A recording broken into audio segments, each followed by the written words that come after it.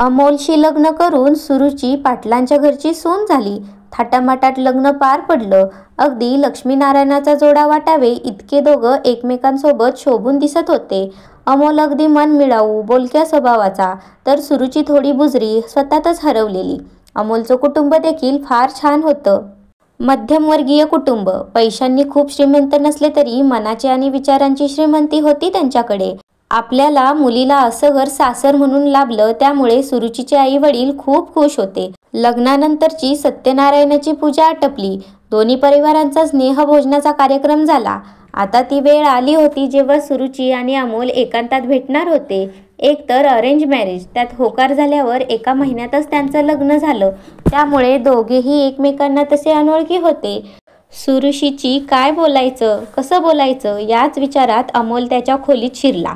सुरुची आधीच झोपून गेली होती. अमोलला वाटले खूप थकल्यामुळे तिला झोप लागली असेल. ती रात्र अशीच गेली. सकाळी उठल्यावर बोलू हिच्याशी या विचारात तोही झोपी गेला. सकाळी उठतो तर सुरुची बाजूला नव्हती.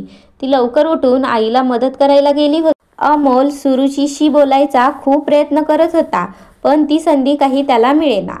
आज तो आधीच खोलीत जाऊन बसला होता. सुरुची आली.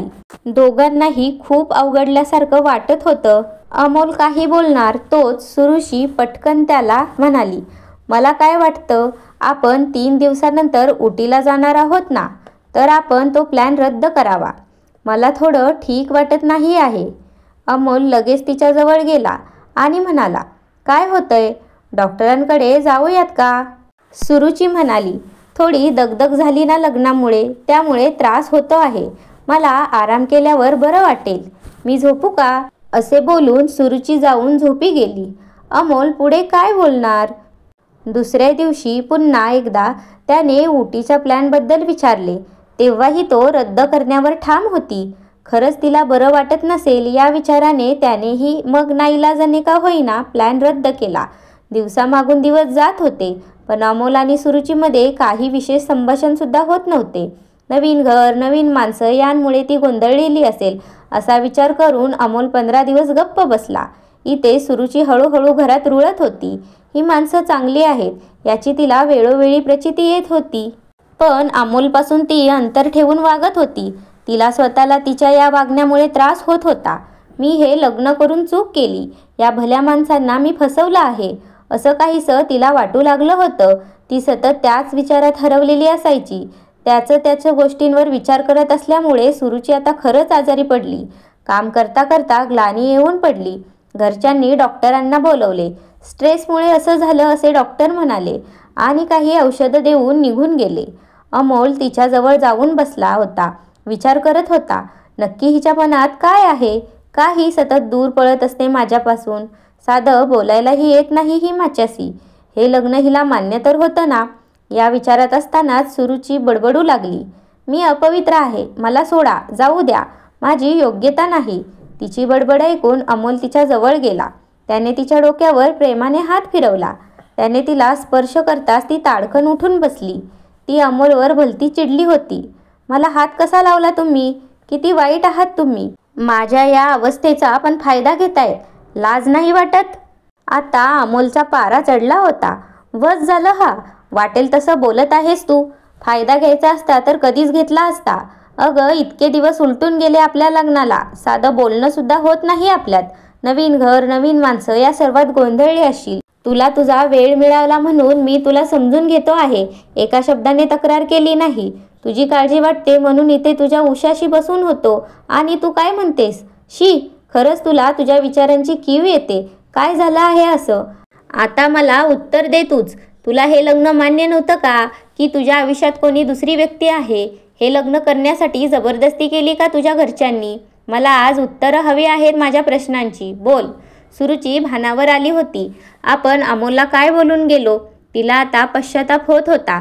ती रडू लागली आणि म्हणाली, मला माफ करा. खरंच माझी योग्यता नाही आहे तुमची बायको म्हणून घ्यायची. तुम्ही सर्वच खूप चांगले आहात. मी नाहीये. मी अपवित्र आहे. मला इथून गेलं पाहिजे. मी माझ्या घरी जाईन. उद्याच निघून जाईन. तू मला त्रास नाही देणार. अमोल म्हणाला, अगं काय बोलते आहेस तू? लग्न झालं आहे आपलं. खेळ वाटतो का तुला? हे लग्न कुठल्या दबावाखाली केलं आहेस का तू? नक्की काय झालं आहे आणि अपवित्र म्हणजे काय? प्लीज सर्व नीट सांग. त्याशिवाय मी तुला कुठेही जाऊ देणार नाही. सुरुची खूप रडू लागली. तिला असंही तिचं मन मोकळं करायचंच होतं. तिने सांगायला सुरुवात केली, माझ्यावर लहानपणी बलात्कार झाला होता. मी अपवित्र आहे. हे ऐकून अमोलच्या पायाखालची जमीनच सरकली. अमोलने स्वतःला सावरलं आणि म्हणाला, मला नीट काय ते सांग. सुरुची सांगू लागली, मी 12 वर्षाची होते. एकदा खाली खेळत असताना शेजारी राहणारा एक दादा मला बोलवायला आला. बाबांचा अपघात झाला आहे म्हणून आई तडक हॉस्पिटलमध्ये निघून गेली आहे आणि तिने मला तिथे बोलवलं आहे असा निरोप त्याने मला दिला. तो मला जिथे घेऊन जाण्यासाठी आला आहे असे त्याने सांगितले. मीही लगेच त्याच्यासोबत गेले. मग तो मला एका निर्जन ठिकाणी घेऊन गेला आणि त्याने मला अपवित्र केलं. मी आता कोणाच्याच योग्य नाही असे म्हणून ती हुंदके देऊ लागली. अमोलने तिला शांत केलं. तू आता झोप. तुला आरामाची सक्त गरज आहे. कसलाही काहीही विचार करू नकोस. मी इथेच आहे असे बोलून त्याने सुरुचीला झोपवले. आधीच औषधामुळे तिला गुंगी येत होती. त्यातच रडल्यामुळे तिला थकल्यासारखे वाटत होते. ती लगेच झोपी गेली. अमोल तिथेच बसून होता. काय करावे हे त्याला देखील सुचत नव्हते. सुरुचीची यात काही चूक नाही हे त्यालाही चांगलेच ठाऊक होते. त्याने बराच विचार करून निर्णय घेतला. आता तो फक्त सुरुची उठायची वाट पाहत होता. रात्र कशी बशी सरली. सुरुचीला सकाळी सुद्धा उशिरानेच जाग आली. तोपर्यंत तिचे सासू सासरे तिची विचारपूस करून गेले होते. ती उठली की तुम्हाला बोलवतो असे सांगून अमोलने त्यांना पाठवून दिले. तिला जाग आली तेव्हा अमोल तिच्या समोरच बसून होता. ती जरा अवघडूनच उठून बसली. अमोलने तिला विचारले, आता कसे वाटते आहे तुला? ती म्हणाली, थोडं बरं वाटतंय. अमोल म्हणाला, थांब, मी चहा नाश्ता घेऊन येतो. काहीतरी खाऊन घे. काल रात्रीपासून उपाशी आहेस. अमोलला एवढं नॉर्मल वागताना पाहून ती गोंधळली. कालचं पूर्ण संभाषण तिला आठवत होतं. ती अमोलला म्हणाली, अमोल थांबा. खरंच एवढं चांगलं नका वागू माझ्याशी. माझी योग्यता नाही आहे. मी आजच माझ्या घरी निघून जाईन कायमची. तुम्ही सर्व खूप चांगली माणसं आहात आणि मी तुम्हाला फसवलं आहे. अमोल ऐकत होता सर्व. सुरुचीचं बोलणं झालं आहे हे कळल्यावर तो म्हणाला, तुझं झालं असेल बोलून तर मी बोलू शकतो का आता? सुरुची म्हणाली, बोला ना. अमोल बोलू लागला, एकतर तुझ्या शरीराचा बलात्कार झाल्यामुळे तू अपवित्र होत नाहीस हा विचार आधी मनातून काढून टाक. आणि कोण म्हणाला तू योग्य नाही आहे या घरासाठी ते आम्हाला ठरवू दे. सर्व निर्णय तूच घेणार का? हे बघ, तुझ्यासोबत जे झालं ते वाईट आहे. असं कोणाही सोबत होऊ नये. पण चूक तुझी नव्हती. कोणाच्या तरी दुसऱ्याच्या गुन्ह्याची शिक्षा तू स्वतःला का देत आहेस? पण मला हे जाणून घ्यायचं आहे की तुझ्या आईबाबांनी पुढे काय केलं. अर्थातच तुझी इच्छा असेल तर. सुरुची अमोलला सांगू लागली, आईबाबांना जेव्हा हे कळलं तेव्हा बाबांनी त्याच रात्री आई आणि मला माझ्या मावशीकडे मुंबईला पाठवून दिलं. मग आठवड्याभराने ते सुद्धा आले. काही दिवस माझ्या मावशीकडे राहिलो आम्ही आणि मग कायमचे इथे मुंबईत शिफ्ट झालो. याआधी मी साताऱ्याला राहायचे, पण त्या घटनेनंतर आम्ही कधीच तिथे गेलो नाही. मी या गोष्टीची कुठेच वाच्यता नाही करायची हे वचन आईने माझ्याकडून घेतलं होतं. कोणाला कळलं तर माझी खूप बदनामी होईल असं तिला वाटायचं. मला लग्न नव्हतं करायचं. मला कोणाचं आयुष्य उद्ध्वस्त करायचं नव्हतं. आईबाबांनी मला पुन्हा वचनात बांधलं आणि हे लग्न झालं. तुम्ही सर्व खूप छान आहात, पण माझा भूतकाळ खूप वाईट होता. त्या आठवणी मला नकोशा आहेत. पण काहीही झालं तरी मी तो बदलू शकत नाही.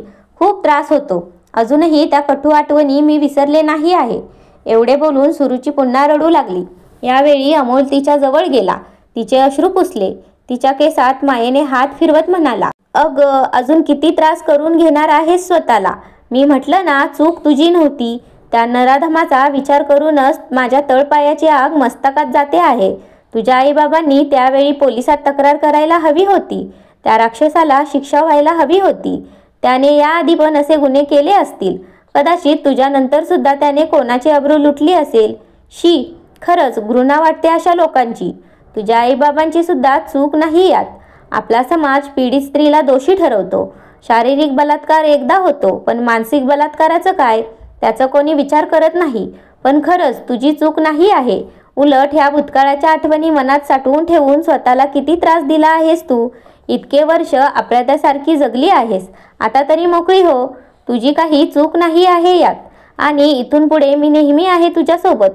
तुझ्यासोबत काहीही चुकीचं होणार नाही हे वचन देतो मी तुला. सुरुची अमोलकडे पाहतच होती. आज पहिल्यांदा खऱ्या अर्थाने कोणीतरी तिच्या जखमांवर फुंकर घातली होती. खूप वर्षांनी तिला मोकळं वाटत होतं. खऱ्या अर्थाने आज ते दोघं आयुष्यभराचे सोबती झाले होते. वाचक हो, ही कथा काल्पनिकच आहे, पण अशाच कितीतरी सुरुची आपल्या समाजात असतील. सुरुचीला उशिरा का होईना अमोलसारख्या समजूतदार माणसाची साथ लाभली. त्यामुळे निदान या पुढच्या आयुष्य तरी ती आनंदात स्वतःला दोष न देता जगेल. पण प्रत्येक पिढी तिला असाच अमोल भेटेल असे नाही. शारीरिक बलात्कार हा एकदाच होतो, पण मानसिक बलात्कार हा वारंवार होतो. सुरुचीच्या आईवडिलांनी देखील त्यावेळी त्यांना त्यांच्या मुलीसाठी ते योग्य वाटलं ते केलं, पण ते त्यांच्या दृष्टीने योग्य होतं. त्यांनी जर त्यावेळी आपल्या मुलीसोबत झालेल्या अन्यायाविरुद्ध आवाज उठवला असता तर कदाचित ती अशी बुजरी राहिली नसती. कदाचित ती आयुष्यभर स्वतःला दोष देत दुःखात कुडत राहिली नसती. अमोल म्हणाला तसंच. तो नराधम मात्र पुन्हा करूनही मोकाट फिरत असेल. त्याचा आयुष्य मजेत जगत असेल. पुन्हा एक नवीन सावध शोधत असेल. या राक्षसांना गजाआड करायचं असेल तर आधी पीडित स्त्रीकडे पाहण्याचा आपला दृष्टिकोन आपण सुधारला पाहिजे. तेव्हा कुठेही हिंमत करून तिच्यासोबत झालेल्या अन्यायाविरुद्ध लढू शकेल. स्वतःची रोज होणारी घुसमट थांबवू शकेल. शरीर जखमा भरून निघतात, पण मनावर झालेले आघात भरून निघायला वेळ लागतो. त्यासाठी प्रेमाची, आधाराची, समजूतदारपणाची तसेच त्या स्त्रीला पाठबळ देण्याची गरज आहे. तुम्हीच तुमचे मत कमेंट करून सांगा आणि हो, आपल्या चॅनलला सबस्क्राईब जरूर करा आणि या व्हिडिओला लाईकही करा. धन्यवाद.